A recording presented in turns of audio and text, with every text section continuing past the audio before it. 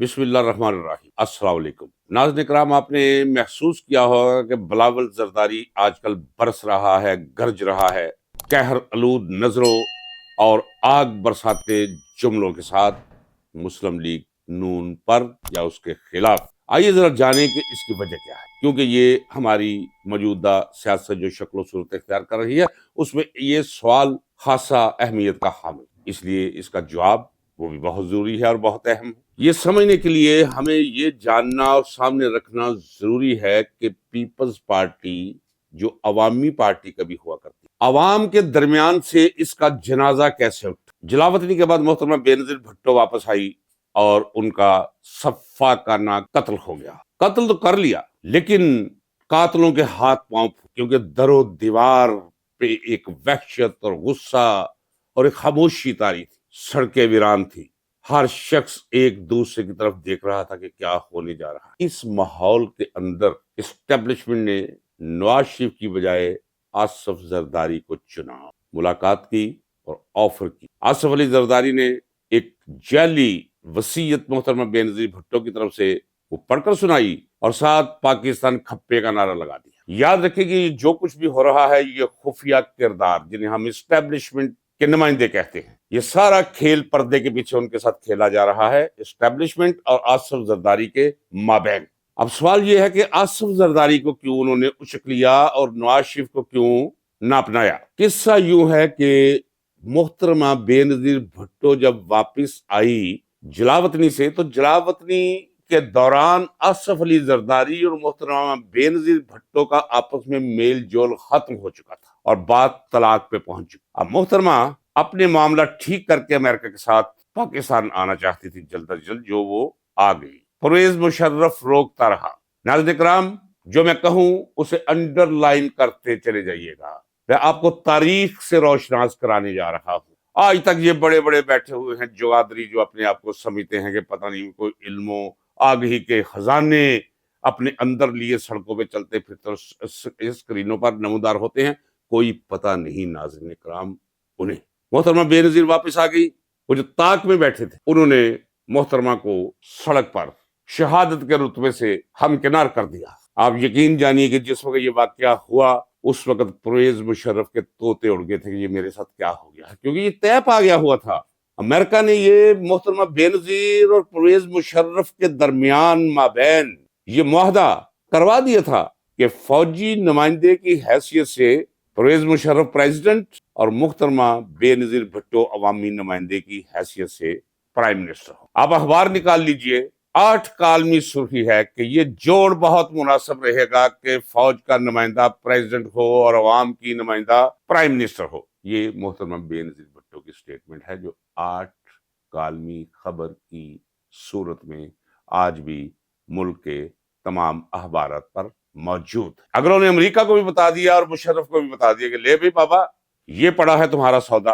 آصف علی زرداری کا Peoples party کے ساتھ کوئی روحانی یا جذباتی واسطہ کبھی بھی نہیں رہا تھا، بلکہ اس کی زندگی کا آغاز کی اس نے اپنے گھر سے پیپلز پارٹی کے خلاف لوگوں کو زہر اگلتے سنا ہوا تھا بچپن سے لے کر۔ حاکم علی زرداری ولی خان کی پارٹی میں ہوا کرتے اور ولی خان کی پارٹی اس وقت ذوالفقار علی بھٹو کہتے تھے یہ ملک کے غدار ہیں اور انہیں بند کر رکھا تھا، پارٹی میں بین لگا رکھا تھا۔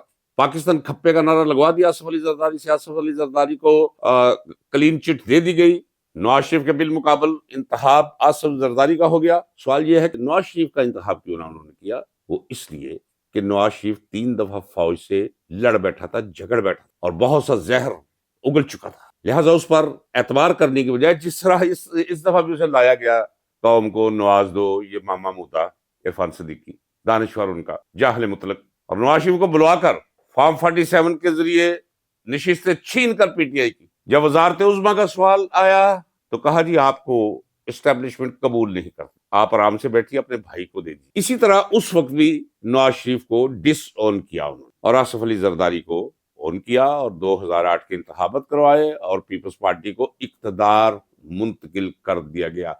یہاں سے پیپلز پارٹی کا جنازہ اٹھنے کا آغاز ہوتا ہے۔ آصف علی زرداری نے پیپلز پارٹی کی حیت ترکیب بھی بدل کر رکھ دی۔ बाबरवानों का एक टोला ले आया। हर वो शख्स जिसके बारे में उसका ख्याल था कि इसके दिल में मुहतरमा बेनजीर भुट्टो की मोहब्बत पाई जाती है, उससे नफरत थी उसे। जिसके बारे में उसका ख्याल था, और काया बहुत है, छठी हिस्स उसकी बहुत है, तर्रार है, जिसके बारे में उसका ख्याल तश्कील पाता था कि ये जुल्फ़िकार अली भुट्टो को लीडर समझता है, कायदे अवाम समझता है, फख्र एशिया समझता है, उसे वो अपना दुश्मन करार देके दीवार के साथ इश्तहार बना के लगा देता। अब पीपल्स पार्टी का कारकुन, उसका एक अपना मिजाज है। नाज़रीन इकराम, एक हकीकत आपके पेश नजर रहनी चाहिए कि पीपल्स पार्टी का कारकुन एक मुनफरिद कारकुन है पाकिस्तान की 76 साल सियासी तारीख के अंदर। ये सिर्फ नारेबाज नहीं, ये सियासी शऊर भी रखता है, और सियासी शऊर पीपल्स पार्टी के एक तवील सफर के साथ उसका इर्तिका करता रहा, और उसने एक नया कल्चर जन्म दिया। ये नहीं कल्चर देखा, पीपल्स पार्टी के कारकुन ने एक नया कल्चर तश्कील दिया। वो क्या है?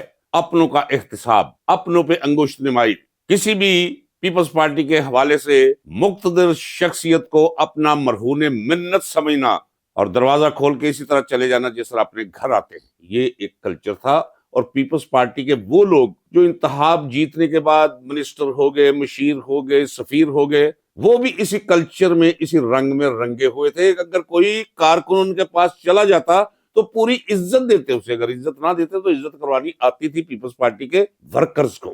आसिफ अली जरदारी ने क्या किया? उसने पीपल्स पार्टी के पुराने लोगों को, जिस तरह कहते हैं ना कि सफाए हस्ती से किसी शय को मिटा देना, उसने जुल्फ़िकार अली भुट्टो से मोहब्बत करने वाले, बेनजीर के साथ अपनी अकीदत रखने वाले, इन तमाम लोगों को ये नहीं कि दीवार के साथ लगा दिया, दीवार के पीछे छुपा दिया, और नए लोगों को लिया जिन्हें कारकुन जानते ही नहीं। कारकुन का अब वास्ता उन लोगों से था जो उन कारकुनों को पहचानते नहीं, जो उन्हें कोई हैसियत नहीं देते। अब अगर कारकुन उस रवैये का इजहार करता कि ये पार्टी तो मेरी वजह से, अगले कहते चल बाहर निकल, निकालो इसे बाहर, यहां से पीपल्स पार्टी के सवाल का आगाज हुआ। ये एक बाबरवान नहीं, हर खाने के अंदर एक नया बाबरवान ला कर। पहले कारकुन अगर पार्टी से नाराज हुआ करता था, वो इंतखाबात में घर बैठ जाया करता था, वोट नहीं देने आता था। जो 30-32% वोट था, वो 12% रह जाता था, पीपल्स पार्टी हार जाती थी। फिर जब कभी वक्त आता था अना का, तो वोटर वोट डालने के लिए आ जाता। अब एक तीसरा दरमियान में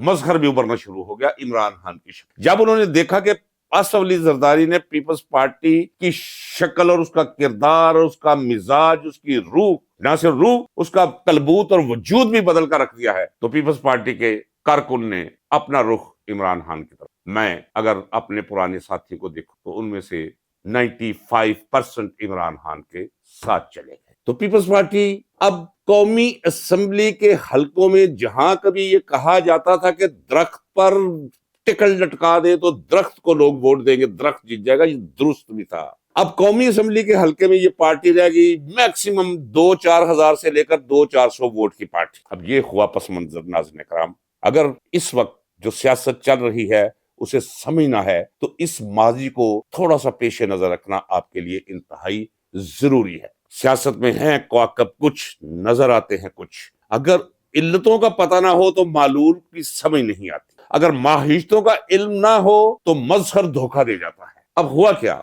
आसिफ अली जरदारी की अय्याराना खामोश, बिलावल का मुस्लिम लीग नून के खिलाफ, उसकी पॉलिसियों के खिलाफ तेजो तुंद लहजा, शोलों में लिपटे अल्फाज, अपने आप को उससे दूर रखने का अमल, ये है क्या? वो कहते हैं कि दूध पे आई सारी बलाई ले गए और बस आप बैठे हुए।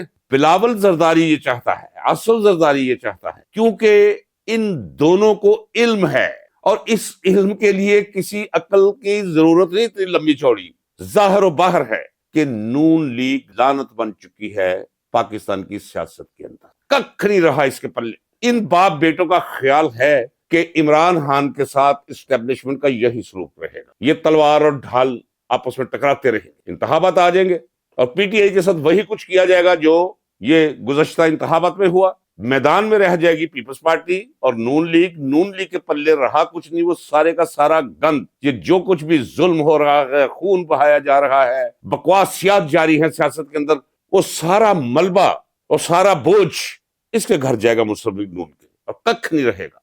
दीवारें गिर पड़ेंगी, छत गिर पड़ेगा, दब जाएंगे, नजर नहीं आएंगे, तो पीपल्स पार्टी रह जाएगी। और हो सकता है कि इस तरह पीपल्स पार्टी یہ ان کا خیال ہے، اپنا کھویا ہوا مقام دوبارہ حاصل کرنے میں کامیاب ہو جائے۔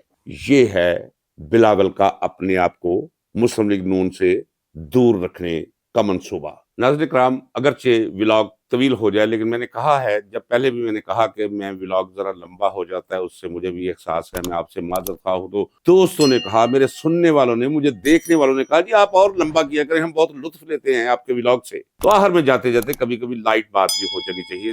خیال ہے آصف زرداری اور بلاول زرداری کا کہ مسلم لیگ نون وہ تو عوام کی نظر میں ایک لعنت بن گئی، ایک دشنام بن گئی، کلنک کا ٹیکا بن گئی پاکستانی سیاست کے ماتھے کا۔ پی ٹی آئی کے ساتھ شاید اسٹیبلشمنٹ کا یہی سلوک جاری رہے گا تو ہو سکتا ہے کہ ہمارے چودھری بننے کے امکانات۔ وہ لطیفہ آپ کو یاد ہے کہ چودھری نے کہا تھا کہ پتر سارا پنڈ بھی مر جاوے تو چودھری نہیں بن سکتا۔ ناظرین کرام، اجازت دیجیے، ملتے ہیں اگلے ولاگ میں۔